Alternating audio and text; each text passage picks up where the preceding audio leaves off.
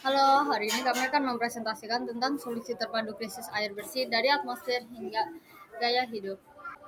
Pertama-tama, saya ingin mengintroduksikan tentang grup ini. Perkenalkan, kami ini adalah grup Jessica, Jehan, Jocelyn, Fiona, dan Karisa. Kami adalah murid-murid kelas 7 di Sekolah SMP Santo Lalesia Alam Sutra, dan kali ini kami akan mempresentasikan tentang inovasi kami untuk solusi inovatif krisis air di Indonesia. Yang pertama adalah latar belakang. Kami memilih topik ini karena melihat peluang untuk menggunakan kreasi kami sebagai kontribusi yang bermanfaat bagi lingkungan.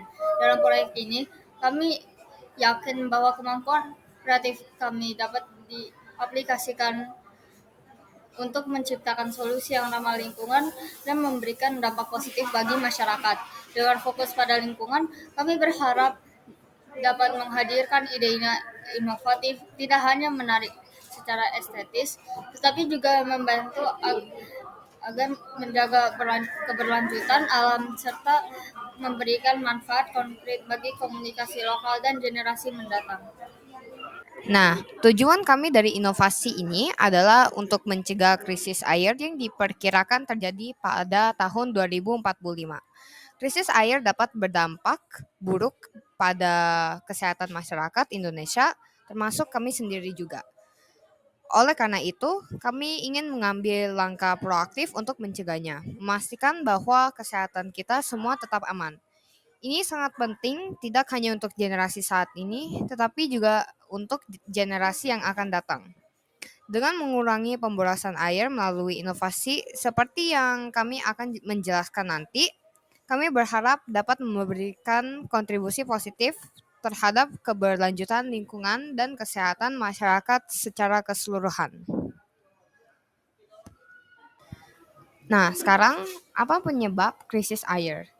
Jadi dari sisi alam, pembalakan liar atau penebang liar adalah kegiatan penebangan, pengangkutan dan penjualan kayu yang merupakan bentuk ancaman faktual di sekitar perbatasan yang tidak sah atau tidak memiliki izin dari otoritas setempat. Dari sisi pencemaran industri, yaitu adalah kegiatan industri yang menyebabkan penurunan kualitas lingkungan karena memasukkan zat-zat pencemar yang dihasilkan ke suatu lingkungan.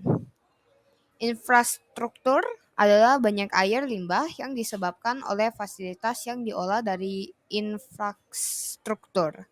Dan terakhir, gaya hidup adalah air yang kita gunakan sehari-hari seperti minum, memasak, mandi, dan lainnya harus dalam keadaan bersih sehingga kita dapat terhindar dari penyakit yang disebabkan karena kualitas air buruk.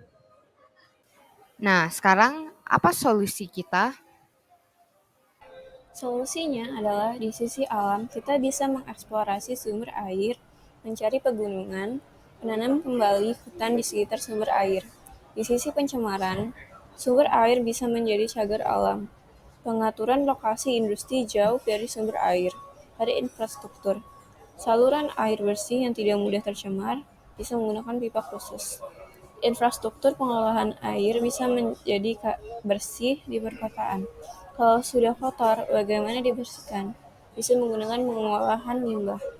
Bisakah di-reuse? Filter dan pengolahan limbah di rumah-rumah bukan hanya fasilitas besar PDAM.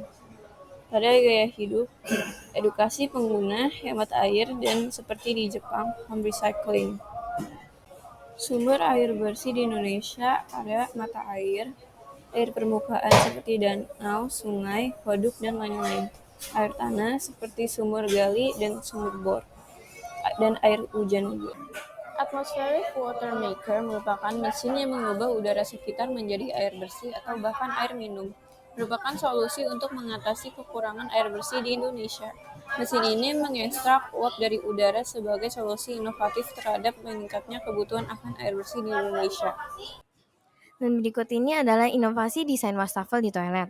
Yang pertama itu adalah untuk menggabungkan wastafel dan toilet menjadi satu unit terpadu untuk dapat mengurangi pemborosan air agar bisa dapat lebih hemat.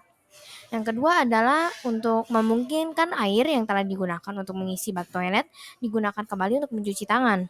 Dan contoh itu juga bisa digunakan untuk lebih hemat. Yang ketiga adalah pendekatan ini bertujuan untuk mengoptimalkan penggunaan air dalam kamar mandi. Berikut adalah untuk manfaatnya juga. Nah, yang terakhir adalah mengurangi jejak lingkungan memberikan kontribusi pada konservasi sumber daya air. Manfaat inovasi dari solusi kita adalah terhindar dari sumber penyakit seperti diare, kolera, disentri, tipes, cacingan, penyakit kulit, hingga keracunan. Kita tidak akan kekurangan air bersih dan tidak akan mengalami dehidrasi. Dunia juga akan lebih baik dengan banyak orang yang melakukan kebaikan dari solusi kita untuk merubah dunia ini menjadi lebih bersih. Dan ini adalah akhir dari presentasi kami. Kami ucapkan terima kasih setelah mendengarkan presentasi kami.